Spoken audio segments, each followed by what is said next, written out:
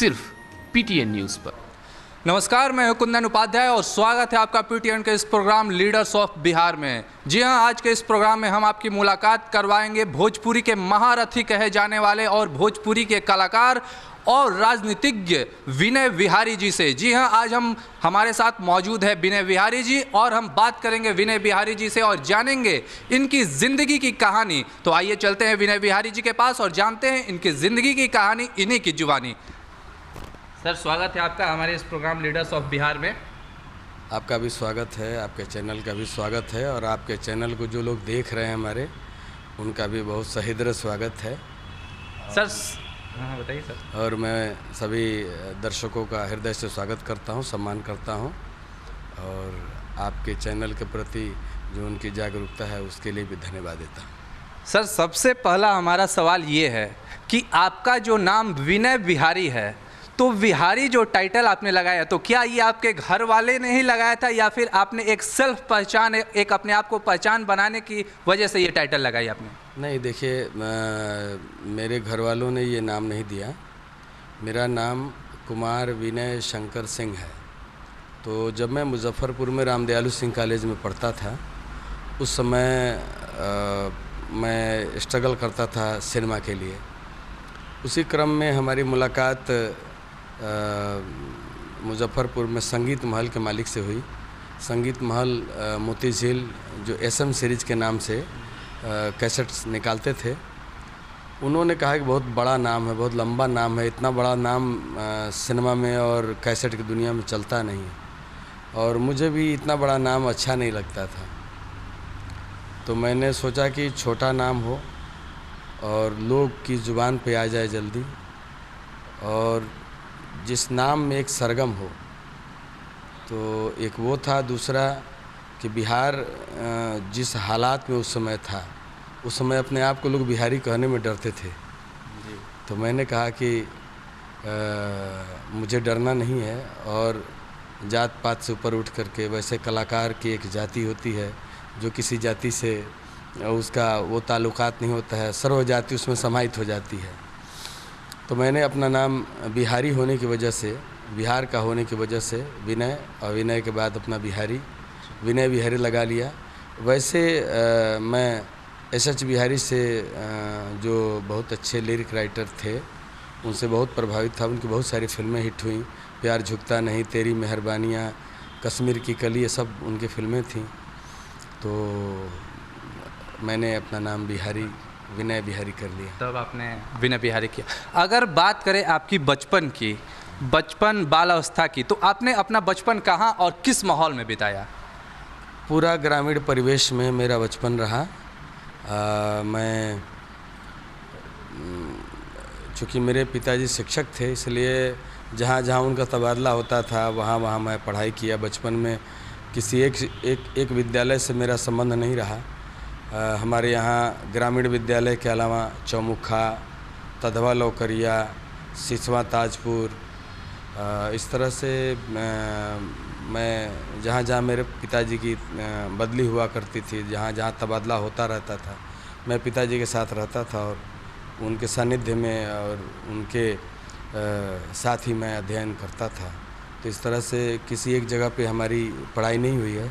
हाँ, 6 क्लास में national scholarship मुझे मिला, जिसमें उस समय में जो मेधावी विद्यार्थी हुआ करते थे उनको 120 रुपये का सरकारी सहायता मिलता था प्रति माह। जी। वो प्रखंड से 5 ही विद्यार्थी पास करते थे उसमें। उन 5 में आप भी थे? उस 5 में उस समय, अच्छा। उस समय उस हालात में हम भी थे और हमें भी 120 रुपये की राशि छात्रवृत्ति के तौर पर मिलती थी। और उस समय हम कुमारबाग जिला स्कूल के विद्यार्थी हुआ करते थे और मैंने मैट्रिक तक की परीक्षा जो है कुमारबाग जिला स्कूल से ही प्राप्त की है। तो आपने अपनी पूरी पढ़ाई कहाँ तक प्राप्त की और कहाँ कहाँ से प्राप्त की? आप यूँ समझ लीजिए, माध्यमिक बोर्ड की परीक्षा जो है उसकी पढ़ाई और उसकी परीक्षा जिला स्कूल कुमारबाग से। उसके बाद से इंटर की परीक्षा मैं रामदयालु सिंह कॉलेज मुजफ्फरपुर से, वहीं से 1989 में मैं इंटर फर्स्ट डिवीज़न से पास किया और प्रथम श्रेणी से उत्तीर्ण होने के बाद मेरे पिताजी ने मुझे पटना के लिए भेजा और 1989 में ही मेरे कैसेट आने शुरू हो गए थे। उस समय as a singer, as a lyric writer दोनों काम मैं करता था। और मेरी पहली कैसेट जो है चंपारण के बाबू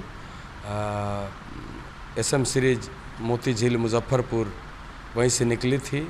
जिस समय ये कैसेट आई मार्केट में उसी समय मैं उत्तीर्ण भी हुआ था इंटर प्रथम श्रेणी से।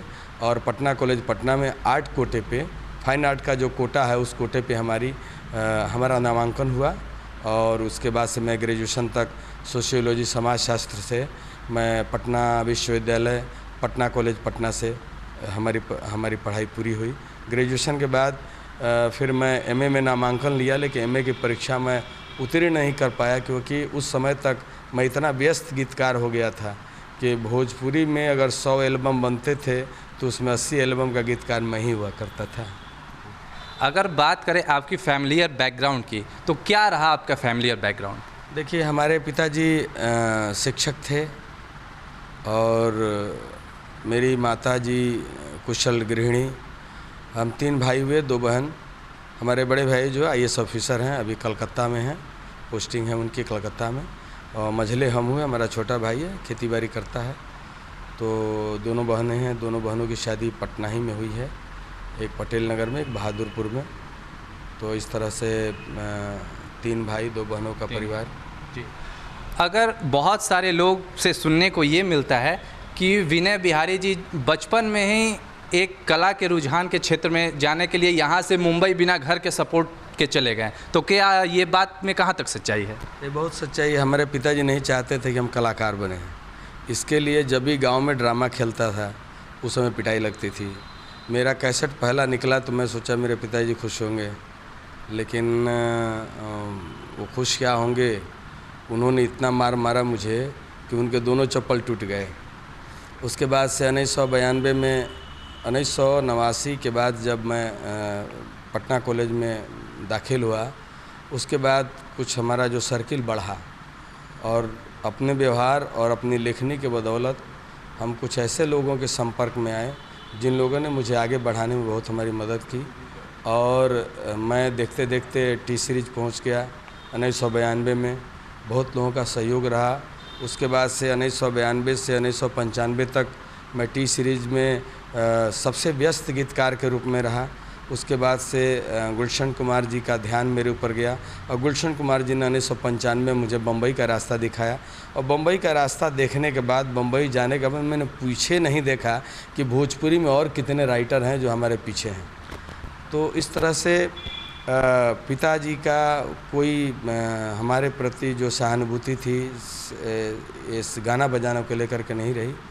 और हमारे परिवार में वैसा माहौल भी नहीं था। हमारे पिताजी चाहते थे कि हम IPS, जैसे बड़े भाई ने IAS किया तो मैं IPS करूं, लेकिन ईश्वर की जहां इच्छा होती है और इंसान की जहां चाहत होती है मंजिल वहीं पे होती है। हमें भी मंजिल वहीं पे मिली और आज की तारीख में ईश्वर की कृपा से 300 से ऊपर फिल्मों का मैं गीतकार हूँ। 50 से ऊपर फिल्मों का मैं story screenplay dialogue writer हूँ। 15 से ऊपर फिल्मों में मैंने अभिनय किया है और छत्तीसगढ़ी भाषा, मैथिली, मगही, अंगिका, बज्जिका, इन सभी भाषाओं में हमने गीत लेखन किया है। तो ये भी मेरे लिए सौभाग्य है कि हमारे दर्शक मुझे इतना चाहते हैं और आज उसी चाहत की बदौलत मैं यहाँ तक पहुँचा हूँ। हमारे परिवार से मुझे कोई सपोर्ट नहीं मिला। मैं एक तरह से मैं अपना गॉडफादर श्री गुलशन कुमार जी को मानता हूँ, जो जिनके बदौलत मैं बम्बई गया और बम्बई में अपना नाम किया, बम्बई में अपनी भोजपुरी भाषा के लिए काम किया। आज मुझे गर्व है कि मैं अपनी भाषा के लिए जिस तरह से काम किया हूं और जिस तरह से मोहब्बत मुझे जनता के द्वारा, भोजपुरी भाषियों के द्वारा मुझे मिलता है, मुझे लगता है कि शायद ये नसीब किसी और को प्राप्त नहीं है।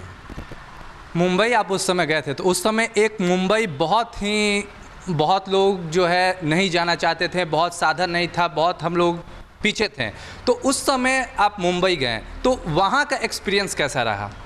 बहुत बुरा एक्सपीरियंस रहा, लेकिन वहीं एक कहावत है कि जो पत्थर छेने की मार सहता वही मूरत बनता है। बम्बई जो है उस समय क्या स्ट्रगल? उस समय की स्थिति ऐसी थी कि फिल्में बहुत कम बनती थी, पहली बात। और हिंदी सिनेमा में ऐसे ऐसे लोग, ऐसे ऐसे महारथी राइटर बैठे हुए हैं कि साधारण और नए लोगों के लिए उस चक्रव्यूह को तोड़ करके उसमें अभिमन्यु की तरह घुसना बड़ा मुश्किल काम था। और रहने का जो वहाँ पे है कि 4-5 लड़कों के साथ हम लोग रहते, परिवार से उस तरह का पैसा नहीं मिलता था, काम नहीं मिलता था। बम्बई के जिस इलाके में हम रहते थे, बारिश में नरक जैसा वो वहाँ माहौल हो जाता था। कौन सा इलाका था वो? आपको चार बंगला महाडा में मैं रहा, तो महाडा बहुत अच्छा हो गया है, लेकिन मैं जिस समय रहता था उस समय तो 3-3 दिन 4-4 दिन हम लोग बिना खाए रह जाते थे। चूड़ा खाते थे, चूड़ा भी ख़त्म हो जाता था, भूखे रहते थे। ये सब देखा है हमने बम्बई में। और गाड़ियाँ जो चलती थी पटना से, वो उन गाड़ियों में पानी ही ख़त्म हो जाता, शौचालय के लिए पानी नहीं रहता था, गैलन में पानी भर के लेके जाते थे, 3-3 दिन में गाड़ी पहुंचती थी। आज तो बहुत अच्छा हो गया है। और भोजपुरी का सौभाग्य है कि भोजपुरी में एक से एक बढ़ के स्टार हो गए। हमारे मनोज तिवारी जी, रवि किशन जी, दिनेश लाल जी, पवन सिंह जी, खेसारी लाल जी, विनय आनंद जी, कृष्णा अभिषेक जी, इस तरह से इतने सारे स्टार हुए, अरविंद अकेला, कल्लू जी। तो हम देखते हैं कि मार्केट बढ़ा है, भोजपुरी का सम्मान बढ़ा है। बस एक ही कसक रह गई है कि भोजपुरी भाषा जो हमारी है, वो जिस भाषा ने इस देश को प्रथम राष्ट्रपति दिया हो, जिस भाषा ने लालू प्रसाद जैसा नेता दिया हो, उसके बावजूद भी हमारी भोजपुरी भाषा जो है अभी भी अष्टम सूची में शामिल नहीं हुई है। हम सभी उसके लिए प्रयासरत हैं, लेकिन ये तभी हमारी भाषा का सम्मान होगा जब हम अष्टम सूची में शामिल होंगे। और हमारी भोजपुरी सिनेमा इंडस्ट्री जो है, भाषा जब अष्टम सूची में शामिल हो जाएगी तो और भी तरक्की करेगी, जहाँ तक हमारा अनुमान है। आप उस समय वहाँ मुंबई गए। मुंबई उस समय भोजपुरी यहाँ का फेमस भी नहीं था, तो आपने भोजपुरी को ही क्यों चुना? वहाँ तो बहुत सारी भाषाएं थी, हिंदी थी, तमिल थी, साउथ की मूवियाँ थी, तो आपने भोजपुरी में ही क्यों इंटरफेयर किया? देखिए, एक कहावत है, स्वर्ग में दरवानी करने से अच्छा नरक में राजा बन कर आना। मेरा कहना ये नहीं कि हमारी भोजपुरी जो है वो नरक जैसी है, मैं ये नहीं कहता। एक कहावत कहा हूँ कि स्वर्ग में दरवानी करने से अच्छा है नरक में राजा बन कर आना। हमारी भोजपुरी जिस पे हमारा कंट्रोल है, जिस चीज़ को हम देखे हैं, जिस चीज़ को हम समझे हैं, जिस चीज़ के प्रति हमारा हृदयगत लगाव है, और हम चाहते थे कि किसी व्यक्ति को इस विषय में और इस क्षेत्र में कदम बढ़ाना पड़ेगा। और मुझे बहुत खुशी है कि आज भोजपुरी जिस मुकाम पे है, उस मुकाम पे इस भोजपुरी को उस मुकाम पे लाने के लिए अगर 5 लोगों का नाम लिया जाएगा तो इतिहास हमारा नाम भूल करके तो नहीं छोड़ सकता है। इतिहास हमारा नाम लेगा कि विनय बिहारी का भी एक अभूतपूर्व योगदान है, क्योंकि एक भी भोजपुरी फिल्म 1990 से लेकर 2000 तक नहीं बनी थी। एक फिल्म आई थी पद्मा खन्ना जी, जिसकी में निर्देशिका थी, वो फिल्म भी आई, लगी कि नहीं लगी, कब आई कब चली गई पता नहीं।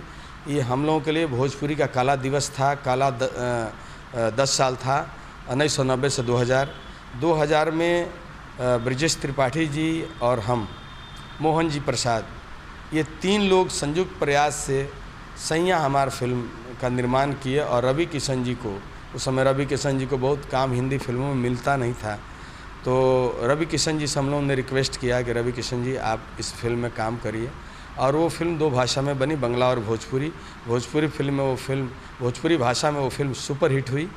और उसके बाद से लगातार एक से बढ़ के एक फिल्में आई। ससुरा बड़ा पैसा वाला, पंडित जी बताएं ना ब्याह कब होई, कन्यादान, अच्छी फिल्में आई। और भोजपुरी फिल्मों का जो माहौल बना, और वो माहौल आज भी देख रहे हैं कि हम लोगों ने जब शुरू किया था तो साल में 2 फिल्म हुई, दूसरे साल 5 फिल्में हुई, तीसरे साल से 25 फिल्में हुई, और चौथे साल से 30, 40, 50 और आज के समय में 100 से ऊपर फिल्मों का निर्माण भोजपुरी में हर साल होता है। और मुझे लगता है कि 70 से ऊपर फिल्में हम सिनेमा हॉल के सेलुलॉइड पे देख भी पाते हैं, देखते भी हैं। हमारे दर्शक इन फिल्मों का आनंद लेते हैं, और हमारी ये फिल्में इतनी बड़ी संख्या में रिलीज होती है। मुझे लगता है कि हिंदुस्तान में अगर उत्तर भारत में जितनी भी रीजनल भाषा है, उसमें भोजपुरी जितनी फिल्म एक वर्ष में किसी भाषा में नहीं बनती, जहाँ तक मेरा अपना अनुमान है। तो इस तरह से हमारी जो ये भाषा है, हमारी जो ये फिल्म है भोजपुरी, दिन दुनी रात चौगुनी तरक्की की है। हमें इसको बढ़ते हुए देखते बहुत आनंद आता है। तो ये थे विनय जी और इन्होंने अपनी ज़िंदगी से जुड़ी ये थी इनकी बातें। वक्त हो चला है यहाँ एक छोटे से ब्रेक का। ब्रेक के बाद कहीं जाइए नहीं, जल्द हाजिर होते हैं, बने रहिए पीटीएन न्यूज़ पे।